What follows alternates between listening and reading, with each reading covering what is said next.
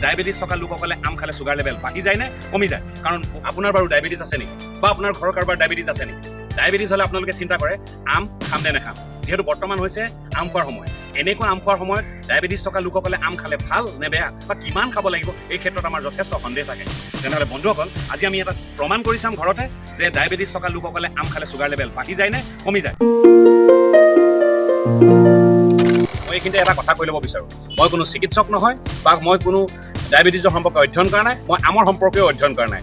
কিন্তু মই ডায়াবেটিছ হ'লে আম খাব লাগে বুলি কয় কিছু লোকে, আৰু বহু চিকিৎসকে ডায়াবেটিছত আম খাব নালাগে বুলি কয়। গতিকে এই কথাখিনি জানিবৰ কাৰণে মই আজি ঘৰত এটা পৰীক্ষা কৰিম, আৰু পৰীক্ষা কৰাৰ অন্তত মই সিদ্ধান্তলৈ আহিবলৈ চেষ্টা কৰিম যে ডায়াবেটিছ হ'লে আম খাব লাগে নে নালাগে। আৰু মই ভাবিছোঁ মোৰ দৰে বহু লোকে ঘৰতে এই পৰীক্ষা কৰি ডায়াবেটিছ থকা লোকসকলে আম খাব লাগে নে নালাগে বা কিমান খাব কিমান নাখাব এই ক্ষেত্ৰত এটা সিদ্ধান্তলৈ আহিব পাৰিব।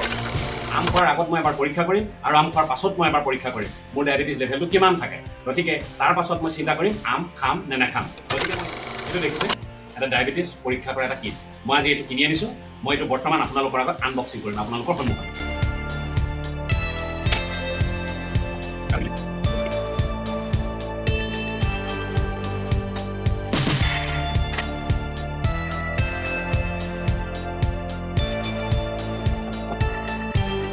মোৰ এইটো ৰেণ্ডম চুগাৰ 173 আছে।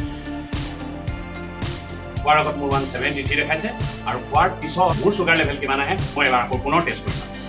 প্ৰিয় বন্ধুসকল, এইখিনি দেখিছে বাৰীয়াম, গোটেইখিনি খাবলৈ চেষ্টা কৰিম, আৰু এইখিনি খোৱাৰ পাছত কি হয় মোৰ চুগাৰ লেভেলটো মই চাই পিনে পুনৰ আপোনালোকক দেখুৱাবলৈ চেষ্টা কৰিম।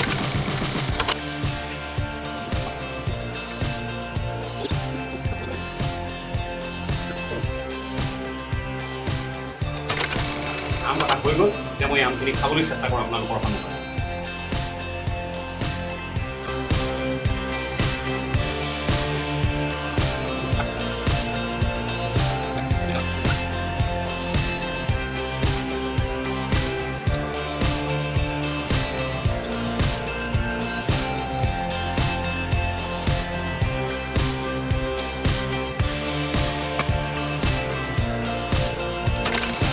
প্ৰিয় বন্ধুসকল, ইতিমধ্যে মোৰ আম খাই শেষ হৈছে।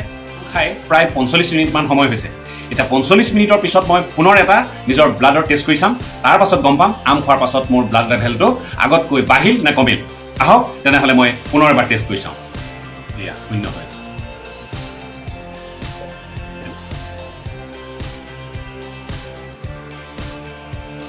দেখিলে 223 হৈ গ'ল। আম খোৱাৰ আগত মোৰ ৰেণ্ডম ব্লাড চুগাৰ লেভেলটো মই পাইছিলোঁ 173, আৰু খাই দিয়াৰ 45 মিনিটৰ পাছত মই টেষ্ট কৰি দেখিলোঁ মোৰ ব্লাড লেভেল পাই গ'ল 223। গতিকে বন্ধুসকল, আমি এটা সিদ্ধান্তলৈ আহিব পাৰোঁ যে আম ডায়েবেটিছ যদি কাৰোবাৰ থাকে আম আমি খাব লাগে নে নালাগে।